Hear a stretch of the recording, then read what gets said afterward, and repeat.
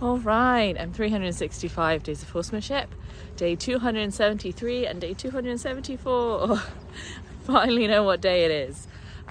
Today I took some time in the morning to catch up on all my vlogs, which I'm super happy about. I feel like until I think maybe today really even, I don't think I quite had given credit to how disorientating and disruptive that time that I spent living with my nan was, and actually how much of a reserve I'd put up in the tank that was just kind of completely all gone after that. And I think like when you go through a very stressful experience, you kind of become numb while you're in it, because you have all these things that you kind of need to do, and there's something a little bit exciting about stress, you know, like. And I think Elsa really, it's one of the many things Elsa's taught me, is actually I always used to be a bit of a comfort addict, comfort seeker, constantly wishing to be more and more comfortable. But actually the extreme end of comfort is sleep, which is kind of really how I did feel for many, many years. I felt as if I was sort of asleep. You know, my emotions were somewhere asleep. I think there's something that people quite like about stress, perhaps I quite like about stress. You know, it's a little bit exciting, isn't it? Something unusual happening, and it's the same thing that makes us slow our cars down to look if someone crashes on the motorway. It's the same thing that makes us avidly read the news when there's a drama or a crisis going on. And so I think that stress kind of made it all very interesting and involving and exciting. But then I didn't realise also at the same time, because it was such an intensive and such an emotional time, actually how much that had taken out of me. And I think now I'm just I'm actually sick at the moment, because as you can tell I can hardly talk compared to what I normally am like. And yeah, it's been really taking me a little time to kind of get back to the way that I was, and doing the vlogs today was really made me feel like I was getting back on track. Yesterday I came up at the end of the day and had the most wonderful session with Lawrence. He came down to see me. He saw me when I came in, and I've not seen him for a week because I've been away. And he came down to see me right from the top of the hill and came right down to me. Had a lovely few moments together, a really gentle, reasonable, not excessive scratch. And then he literally cuddled up to me, and we had a little nap together just for 5 or 10 minutes, and it was amazing. Like, it was the first time that he's ever really, like, we've napped together before, and there's definitely a time not long after I started many years ago working with the things that I learned from Elsa's first clinic that I did with her, and he came running down the hill after I'd been away on a holiday, and he was neighing at me, and he was so excited to see me. And really since then I can't remember another time where I felt that same draw from him, but I had it yesterday. And in a way this was so much more exciting, because it didn't feel like there was a lot of concern attached to it. He was just really happy to see me, and it was the first time ever that he's really like cuddled up into me and let me like lean my head on his neck and have him lean back into me. And it was absolutely beautiful. It was just beautiful. It was completely heartwarming, and I was so happy. And when Mia, she was like, yeah, bye. I think actually she came actually down to the corner of the field to me as well. I didn't go to her because I could see Lawrence was coming down. I knew it was going to take a while, and I was afraid that if I wandered off to see Mia, that then he wouldn't come. And I think if I would have gone when she wanted me, maybe she would have stayed, or she would have been more interested. But then because I kind of rejected her and went to Lawrence, I think she kind of did switch off a little bit, and that was okay. And I kind of made this plan in my mind that I'd come up today and I would do her plats and maybe bring her in the arena. And that didn't quite work out because I'm exhausted because I'm sick, and had a little nap when I got here. I had like a 20-minute power nap when I got here, and that didn't really help. and kind of finally dragged myself out of the car. I noticed she is in a pen, which I'm sure means that laminitis season is upon us. We do really, really well here. We're really good at catching things before they become a problem, essentially by checking pedal pulses every day. And if a pedal pulse is raised, straight in the pen, straight in for restriction, just to get those sugar levels down. And thankfully, sorry to drop you guys there, thankfully because of that, we've never had an active case of laminitis here that I can remember. And we've had obviously signs of inflammation, but nothing that's been like super serious. So I'm thinking, okay. And I kind of had already said to myself, like, I'm exhausted. I can't even bear the thought of like bringing anybody up or anything like that. And so she said, okay, I'll just wander over and see her. And I took the plastering bands with me, but it didn't work out, which was absolutely fine. There was definitely some resistance to me being in that area. And my original plan had been to bring her up and graze her on the nice grass and do it on the nice grass and kind of build that association, which obviously I'm not going to do now. So I think tomorrow I will put the hay net up instead on the yard. I will do it that way, which will be fine, because I think from where she is to having the hay net, I think will be nice. So that will work out, I think, just nicely.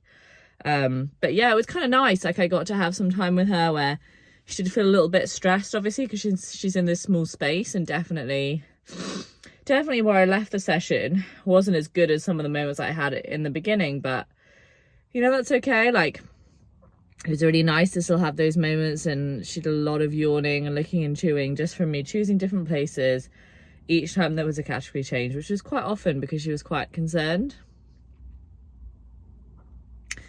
And yeah, so that went really nicely. Then she got really scratchy, and that was tricky. She's like Lawrence turned up a notch, which is good because I feel a little bit more prepared than I was with Lawrence. Lawrence is very persistent, but he's very gentle. Mia is less gentle. And yeah, so I really had to be more particular about like not like leaving if something was not a behavior that I wanted to encourage as being like trained in relation to scratches, like pushing me with her head or pushing into me or invading my space in a very like sudden way. And yeah, and that went well. In the end, she basically dissociated to the grass, and I was thinking, okay, it's gonna be a long one. I was walking for a little bit, and then I was kind of like stroking and stopping on these little focus changes, and then she would move me into a different position. I'd start stroking again. It wasn't super harmonious, but then I was able to just go and offer my hand, and she did sort of, whilst eating, kind of come right over and give me a little look and I thought, yeah, that'll do, I'll take that. And actually when I went to leave, she followed me straight away. That was really nice, because then I knew that she was just pretending not to notice me, which I think is always the case anyway. But it just made me feel good that like actually we were still playing a game together. It wasn't that she wanted to pretend I wasn't there. It was actually just that was the game she was playing. And she was completely aware of my presence, and we were still completely together in that game. And me deciding to leave, she was like, oh, wait, I wasn't done. And that was a really nice feeling to leave her on. I always feel a little bit guilty when I leave them on that feeling, because I want them to feel, I guess, like satisfied. But then I also think that actually sometimes it's like, you know, that psychology of always wanting more, like not giving enough, like always coming back for more, I think is particularly important when you're in a training phase with a horse, or when you have a horse who, generally speaking, is quite dissatisfied with people, or life or things generally. So yeah, so it was good. I was happy with it. I was really happy with it. Yeah, it was a good session. It was a nice session. I popped up to see Lawrence, who was hanging out with his new buddy, which is super nice. And yeah, had a nice little bit of scratching that was just really chilled. Not too much. It was very clear. He would take breaks in between thinking about it to think about something else. And I was happy with it. I got to a place where I was just kind of grazing. I meant to go say goodbye, and then that did trigger a little bit more scratching. But then he kind of looked away nicely, and we settled back into a nice flow, and so I left it there. It was just a quick 5 minutes with him because, as I say, I'm like super tired. But yeah, you know, like I think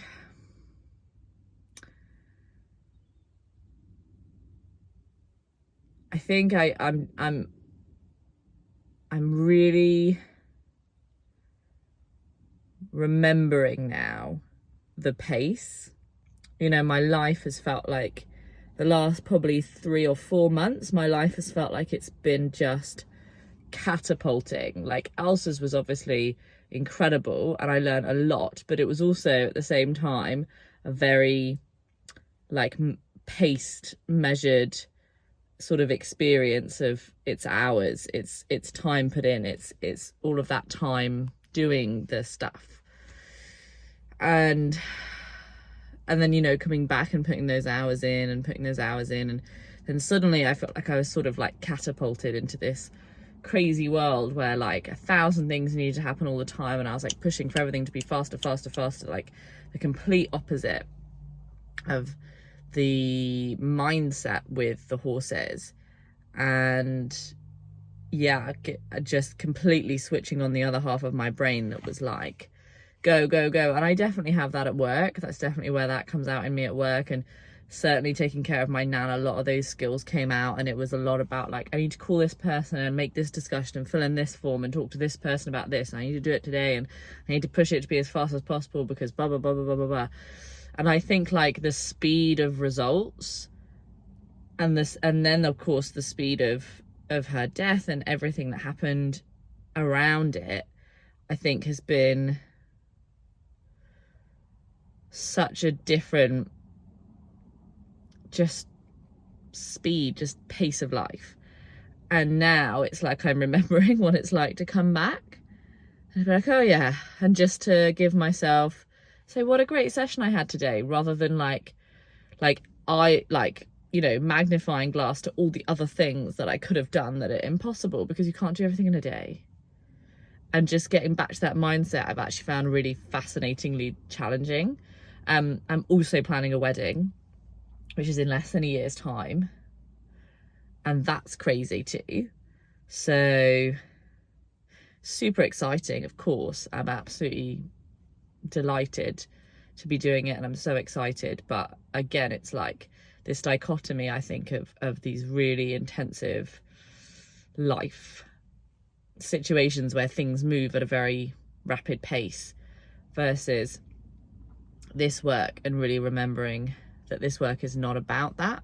It's not about the daily achievements. It's about the daily feeling, and it's about being present, and it's about the relationship, and it's about showing up for the relationship together and enjoying the results as a function of the relationship that you have. The results are not something that you can put in.